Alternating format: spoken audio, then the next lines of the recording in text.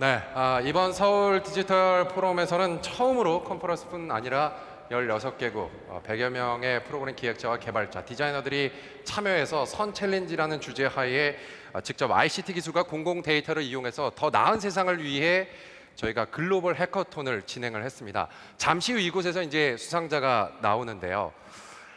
이러한 대회를 개최하다 보면 상을 받는 팀도 있습니다. 하지만 받지 못하는 아이디어 팀도 생기겠죠. 아이디어라는 것은 어느 하나 버릴 것이 없겠죠. 조금 더 면밀하게 뜯어본다면 이 아이디어가 그 누구보다도 훌륭한 혁신의 씨앗이 될 수 있을 겁니다.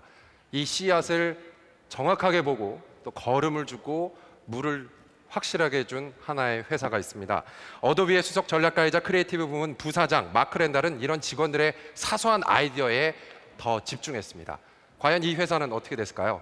마크 랜달 부사장에게 여쭙겠습니다. 박수를 맞아 주시죠.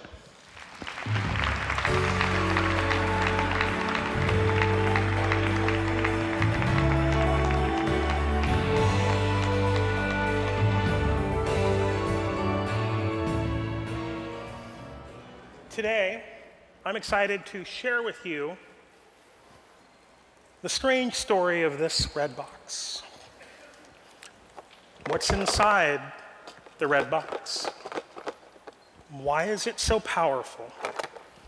How is it changing how we are innovating inside Adobe? And perhaps most importantly, how you could use what we've learned from the red box to empower innovators in your own organizations. I joined Adobe when they acquired a company that I founded. And prior to that, I had been a serial entrepreneur for my whole career. And that's probably the reason that 18 months ago, I was asked to create a new innovation program for Adobe. Now, I was a little puzzled by this request because the first thing I thought was, gee, isn't Adobe already pretty good at innovation? I mean, we have like a zillion award-winning products. So what is it exactly that we're after? You know, I thought in my head about innovations that at one click could take this kind of shaky, blurry picture, which is the kind that I often take, and turn it into the kind of picture I wish I could take. That's innovative. Oh, and then there's this. You see the guy in front of the stairs doing a selfie? You can just draw a box around that guy, press one button, and automatically he's gone. We call this goofy-looking guy be gone. Works remarkably well. Now, I have no idea how the engineers at Adobe accomplished this. I think some of them graduated from the Hogwarts School of Software and Magic. Certainly, they have powerful magic wands in our software. So why do we feel like we need to do more innovation? Well, you see, it goes a long way back. The founders of Adobe have believed since they started the company that innovation can come from anywhere in the company, from anyone in the company. But a lot's changed since 30 years ago. Back then, John and Chuck could take the entire company to lunch. Today, we have over 11,000 employees spread around the world. It's a little harder to take them all to lunch and bounce around cool ideas.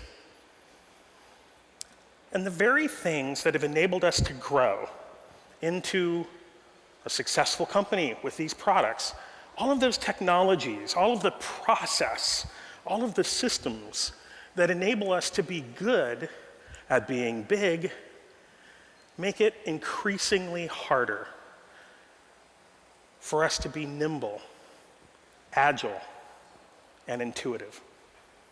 This is true at all companies. It's the constant battle as you grow larger to still think small. And that was really the root of our challenge. So I wanted to start by understanding what we're after. So I went out and did a survey of likely innovators inside the company, a few hundred employees, and I asked them, do you want to innovate more? And 94% of them said yes. And I wondered, well, why aren't you? And I asked them. And the reasons made a lot of sense. Well, we don't have the time from our day job because we're shipping all of those award-winning hit products. 2, we have a lot of resources in the company, but getting those resources, even a small amount allocated to some speculative new crazy project idea I have, takes a lot of meetings and paperwork. And it's just too hard. And last, if they overcome those hurdles, there isn't really a simple process by which they would understand what they need to do with their idea and where they need to take it for it to be successful. And that's how we ended up with our new innovation program that we call Adobe KickBox. And the idea was to take everything an innovator would need, an Adobe innovator, and put it inside one box. You see, innovation is a fuzzy concept, but we make it concrete because now you can hold it in your hands. And inside the box is everything they need to execute on their innovative idea. But here's the crazy premise. What if we let any employee in the company come up with an idea and we just approved it without even looking at it? We just said, go ahead, go talk to customers, start developing it, just do it. Don't tell any executive, don't tell marketing, don't tell legal, just do it. What would happen? I wondered. And my peers, being cautious and level-headed executives, unlike me, said, well, Mark, that's never going to work. I mean, it's a beautiful dream, man, but it's never going to work. And I asked why. Why won't it work?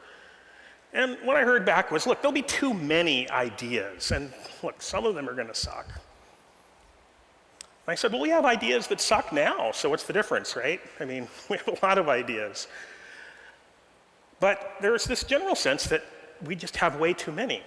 And I asked, well, have we ever tried? Because maybe the employees that you're worried about pushing too many ideas up would behave differently if they knew no one else was going to look at their idea. You see, today, mom and dad will review your ideas, so you can go pitch crazy stuff, and calmer, more level-headed minds will assess and evaluate it. But what if they were in the driver's seat? What if they knew they had to make the right decision, that they were bearing that responsibility? Would it change their behavior? Let's do an experiment and find out. So we did. We took 60 likely innovators from within the company, and we intentionally, arbitrarily, removed the limitations that innovators had said were stopping them. Those limitations were money, time, a process to know what they were doing, and even a list of things and areas the company would like innovation to occur in. And we handed out these red boxes. And they took them. And they started doing amazing things.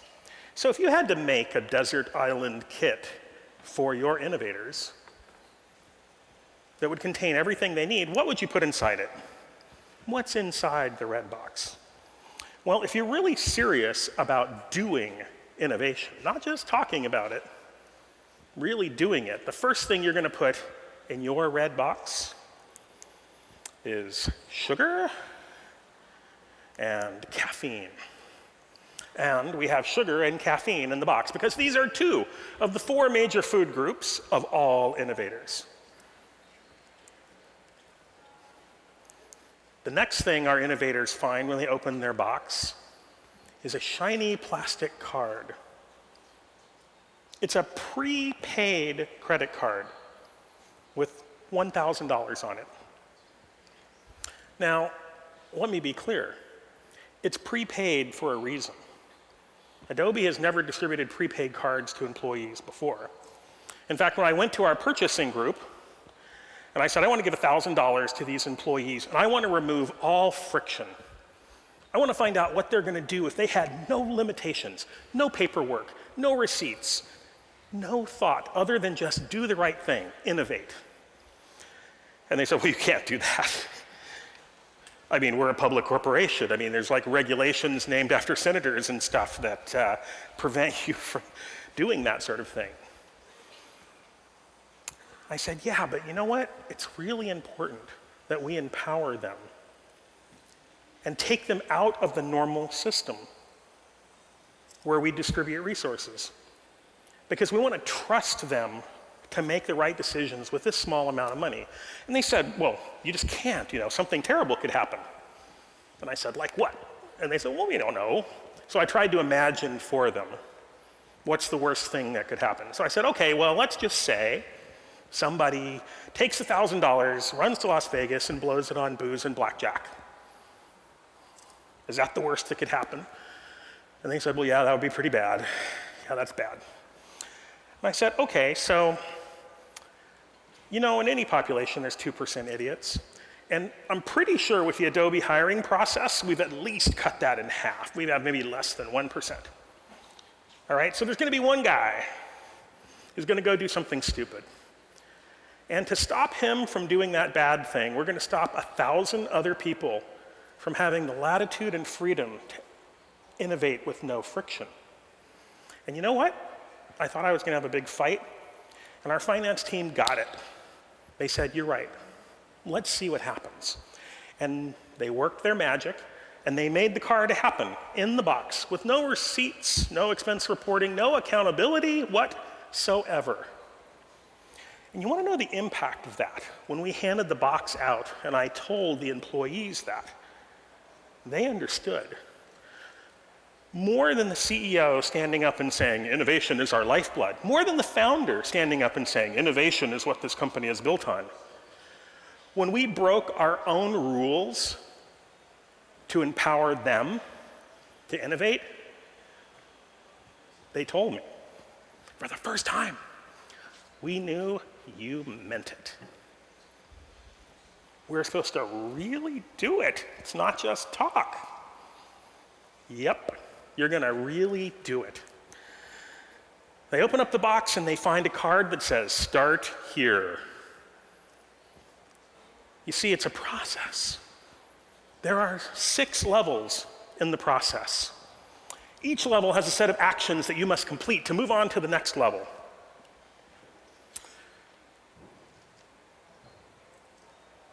What happens if you beat the last level?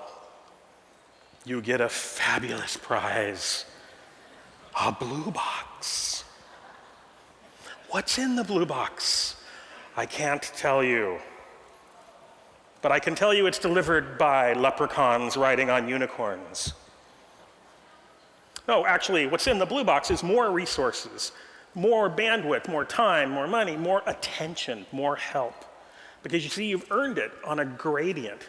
So we've taken it from just pitching a paper idea based on nothing to trying to put reality behind the idea. So what are these 6 levels and how do they work? Level 1 is called Inception, and it is all about motivation. To begin anything without understanding why you're doing it, without having intrinsic motivation, is to set yourself up to fail. So we start by talking about why do our innovators want to innovate? Why do you want to innovate? Why would you take this red box and do this? And people have a lot of different reasons, and they write it down. Level 1's the one level I never share with anybody else. You see, because I don't care why they want to innovate. It might be because they want a raise. It might be because they want a promotion. It might be because they want to fix a problem they see in the world, or prove something to someone else, or maybe they just want to prove something to themselves. Doesn't matter. I don't care why they want to innovate, but they have to care, because if they don't, no one else can. It has to start with them, and it's the #1 indicator of success. When people take level 1 seriously and they've aligned their motivations, it's powerful stuff. I believe if we can align the personal passions of our employees with the purpose behind our organization, Together we can change the world. Now, how many of you have kids? How many of you have kids? And of those of you that have kids, how many of you love them? Hands up, Leonard. Love them? Yeah? You love your kid? Yeah, almost all of you. That is great. Me too. This is mine. Fortunately, she takes after her mother in the looks department. She's almost 5. And you know, last week, she said something amazing. We were talking and she said, "Dad, when I grow up, I want to do work just like you."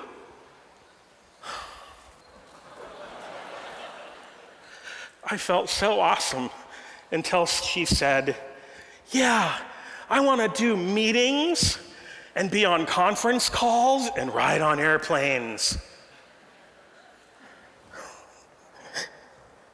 And I had to tell her, honey, okay, you see, those things, the meetings, the conference calls, the airplanes, those are the chores that we have to do so that we can do the things we really want to do. But those aren't what we love to do. And she asked, "Well, what is it, Dad, that you love to do?" Oh, and now I had to think and try to explain it to a 5-year-old. And you know what? It wasn't that hard. What I told her was, what I love is when I get a group of my friends together who are smarter, talented, and better looking than me, and together we come up with an idea that we are so excited about that through sheer force of will, we can bring it from pure imagination into existence. And when it exists, it can change people's lives. It can solve a problem for somebody. It could delight a customer. Maybe just make them smile. But when those products change people's lives, they get happy and excited and they show us what they create with them. And that comes back to us and we get excited. And we make a better version and send it back to them. And they get excited and make cool stuff and send it to us. And then we get excited and send this better version back to them. And there's this virtuous circle that happens. And that is the best feeling you will ever have at work. That's why we do the meetings and the plane trips. And that's why having a red box is important. Level 2. Once you know your motivation, it's time to ideate. So we give frameworks about how to do divergent thinking, how to observe the world around you, how to question what you see. Does it have to be that way, or can it be a different way? Teach questioning. And once they have some ideas that they'd like to proceed with, we have them write them down in a book that we give them that's labeled the Bad Ideas book. Now, why would we label a book Bad Ideas? The reason why we would do that is because all new ideas look like bad ideas, even the good ones. The key is to keep working with the idea and making it better. Once you have some ideas you want to play with in level 3, they get a bunch of tools to go through and improve their idea. Here's a scorecard that teaches them how to look at their idea through different lenses, and they can score their ideas themselves to understand them, but more importantly, they can give the scorecard to their peers and say, "Score my idea." Why do we do that? Because so often employees go out and they say, "Hey, give me some feedback on this idea," to one of their coworkers. And their coworker listens to the idea and says, "Well, you know, that's really great, you should do it." And this is the single most useless feedback you could possibly get. It's better if they hate the idea, but they constructively hate it. And the scorecard gets them to constructively hate your idea.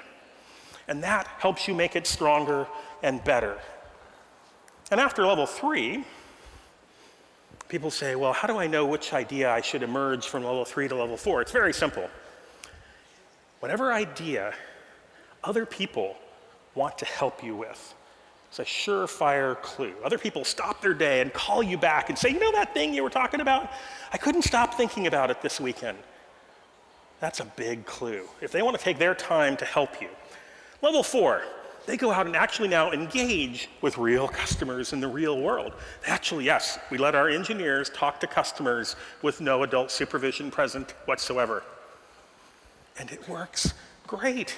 So they validate the problem, and then they validate the solution by actually launching a website. So here's an example of one of our teams created a site that was a marketplace for people where they could do demand-side validation of their idea. Do people want to help other people do things like in Photoshop? Maybe somebody wants a picture modified, but they don't know how to do it. Could we get another user to help these people and maybe even have them exchange money? In less than a week, they erected a website just using a template, and they got 4,000 visitors, and 9% of them uploaded photos. And then when they said it's going to cost $2, because they were testing price, that conversion rate dropped to 2.7%, which is still pretty good. So they're in the first week after having an idea. They haven't shared it with any executive, they haven't checked it with anybody else, and they're getting conversion data on the idea. This is powerful stuff. And then they went out and validated the supply side. Would other users help these users do things? And the answer is yes, yes they will. 22% showed an intent, and of those, 25% completed a task like this. And they got real world data, which took them to level 5. And what they do in level 5 is they show they know how to move that lever and they know which direction is up. So you get one more data point that shows that you can move your number up. Customer engagement can go up. And then you're ready for what we call the boss level. Level 6, the end of the red box. And this is where you take your idea back into the company and pitch it to executives. But now we're not playing a game of hippo, highest paid person's opinion. This is not a constructive game. We want to stop playing that game because we want real data. I don't want to have to guess if your vague idea is good. Bring me some small amount of real customer data and do it quickly and inexpensively. And they do. And how is this working? Well, in a typical year, we might take a dozen or so products from prototype to the point we put it in front of a customer just to play with that prototype to see how they engage with it. Using the red box process, last year, we did hundreds instead of a dozen for less money. Many of those were projects we failed, but 20 of them have moved on to the blue box. And those that failed, those innovators still learned how to conceive an idea, articulate that idea, engage with other employees, and then engage with getting real data from actual customers, and then come back and talk to management about how that idea tested. And those are incredibly valuable skills. So our goal was to create failed innovators first and prove to them that you can fail and it's okay. Because failed innovators are the ones that have turned into successful innovators. Many of our blue boxes were red boxers on their second and third red box. Then they got to the blue box. They came up the curve. So this is the red box. It connects people with their passions and purpose. And we've decided we're going to do something cool. And we're announcing here today that Adobe is going to open source the entire contents of the red box. It's going to be free to download. And if you would like to get the link, all you need to do is email kickbox@adobe.com, and we will send you the link where you can download it and use it for free under a Creative Commons license. Change it, make it better, give it back to us. Why would we do this? Why would we give away our process? One reason, because we're building products we love, and we want you to build products that you love too, because we like to buy them. Thank you.